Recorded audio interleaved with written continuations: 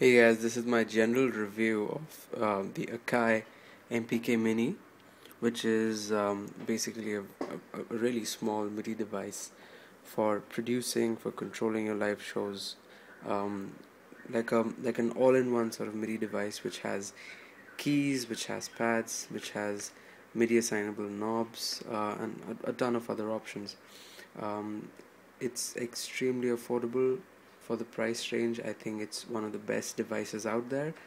If you're looking for something small to carry with your laptop, to perform with, or if you feel you want to make music on the go, like sit in a cafe and make music or something like that, this is the perfect device for that. It's been in the market for a couple of years and it's got really popular.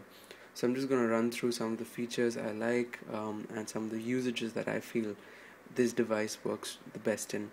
So first, just the features and look and feel. So basically, in the box you would find obviously your controller, which is this MPK Mini, and you can judge by the size. It's sitting in front of my MacBook, so you can judge from the size that it's not very big. It's in fact sliced. This is a 13-inch MacBook Pro, so it really fits into the kind of foundation that the Mac is in. So I can easily put it in front of it on a desk and work with it.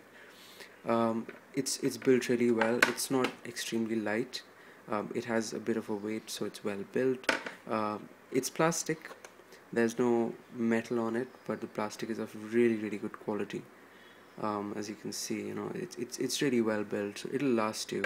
I've myself have been using it for the past 2 years, and it's just been wonderful. There are 25 keys, which are obviously smaller keys compared to the bigger keyboards, like bigger controllers like the Oxygen 25 by M Audio. Obviously, this is a compact controller, so the keys are smaller. There are 8 pads that can be used to input note messaging, so you can have different notes on these pads to play. You could play your instruments through it, you could play your drums through it, do percussion through it, and you can also send CC and program change controls from these pads. So with these buttons, and with the software that's provided with the controller, you can change these to CC controls or program change settings. So say for example, if you're performing with Ableton and you want to trigger your clips, you can assign your pads to trigger clips. So there are 8 pads in front, and as you can see here, there are 2 banks, bank 1 and bank 2. So in one program or in one preset, you can have up to 8 plus 8, which is 16 pads in that particular preset. And on the Akai, you can have 4 presets in total. So basically, at a time, you could have 8 pads in front, and through your bank and your program settings, you can have 64 in total. So you can map out 64 notes or 64 CC or program change controls, and have those many pads. So a ton of possibilities, in this size, a controller of this size, a controller of this compact nature, to have so many kind of options on it is just wonderful. So continuing on the control side, so you see there are pad controls which switch from pad 1 to pad 2, as in the 2 banks. You have your pad controls to be set to CC or program change. As soon as you press these buttons, that's what it toggles. There's an arpeggiator on and off. This is extremely useful.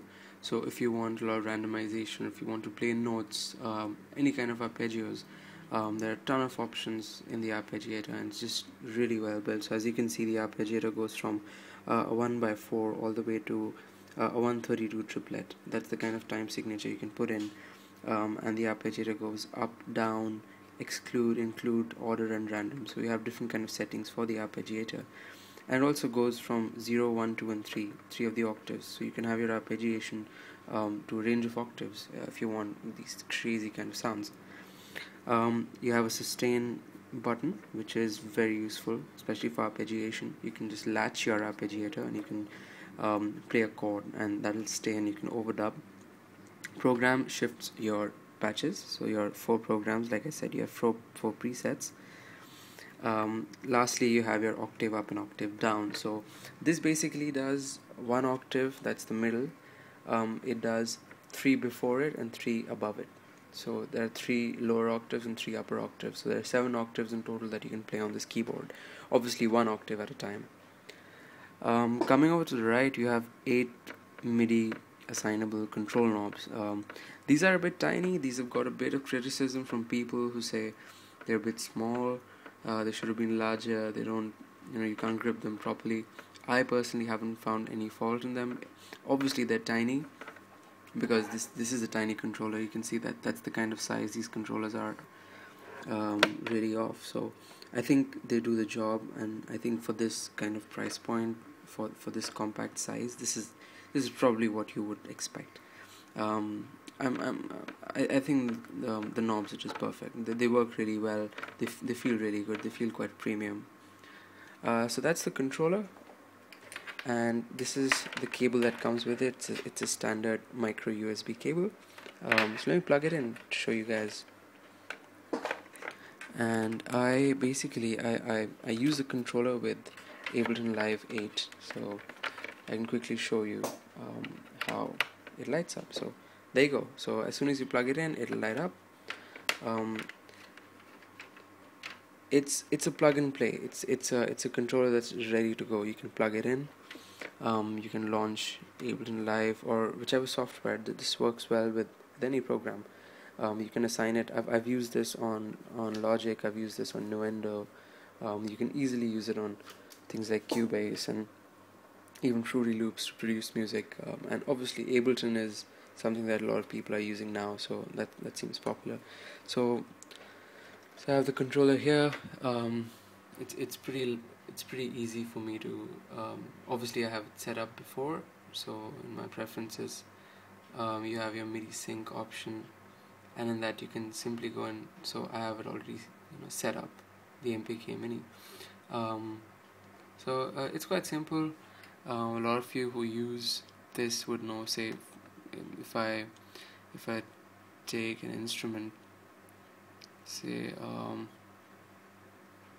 take some like a synth chord, yeah, anything's fine, and I place it here.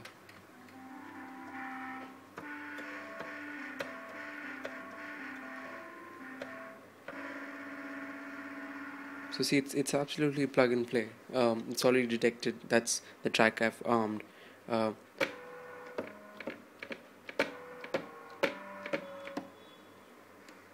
So really easy to play. These light up. You turn on the arpeggiator. You have your tap tempo that lights up. If you're sending CC messages or program change messages, here's your bank 2. Here's your bank 1. That's your octave down. That's your octave up. Resetting the octave, you press both buttons together. Knobs can be assigned to any kind of MIDI control. So this is it basically. It's a very small, compact controller, and I'm just going to wrap up by saying, the real value this controller gives you is, say, when you're traveling or you're performing live and you need to have a small setup. And also because it's so small and compact and it's really well built, you can produce on it as well. If you have small working space at home, like I have a small little desk which I use as my studio setup. So for that kind of stuff, this is brilliant. And I don't really miss having 49 keys or 61 keys. I think 25 keys is good. You get to play sections at a time, obviously, and in composition it kind of focuses your mind to what you want to play. You have pads right there, so you don't need to depend on something like a launch pad all the time. You can just take this and go and do a show with it. You just have to program and map everything just like a regular MIDI map would work. In any DAW like Ableton, you would have a MIDI map, or you would manually assign MIDI. So this retails for $99 in the US and $69.99, which is about £70 in the UK. Super value for that kind of price point. I think I would definitely recommend it to anybody, no matter who you are. If you're starting off, or if you're a whiz at production, this is just an amazing tool to have. The pros and cons, like I said, the pros are many, from the size to the build quality to the features to the mapping capabilities, so the performance to the arpeggiator. amazing feel on the pads, just amazing number of pros. The only cons that I've come across is some people complain about the knobs being a bit tiny. Some people with pudgy fingers, I guess. Some people complain of these pads not being responsive enough. Yes, at times I do feel that I have to whack on them quite a bit, but that's because they're velocity sensitive, so they're taking each and every hit that you're giving to them very sensitively. So you really have to play hard if you want a very high, hard hitting velocity. So I think that's an advantage for a lot of people who like to smack their pads, or like to play beats through their pads. Sometimes when you do that, when you track on another device, you might get very high velocity for each and every hit of yours. So this controls your velocity. I think that's a good thing, and you can obviously adjust the settings in your DAW. Apart from that, I don't see anything that this device should be criticized for. It's easy to set up, it's easy to carry, it's lightweight, it's the size of your 13-inch laptop. It really works well with DAWs, and overall I think it's great. So thanks guys, thanks for watching this video of mine. I hope this has helped you make your decision, or demystify stuff about the Akai MPK Mini. I highly recommend this. If you have any questions, please post a comment right under the video. I'd be glad to reply to you guys. Thanks again for watching. Subscribe to my channel if you want to have more such videos. I'll definitely be uploading more stuff about the gear I have, or even some production tips, and I'll see you around. Thanks.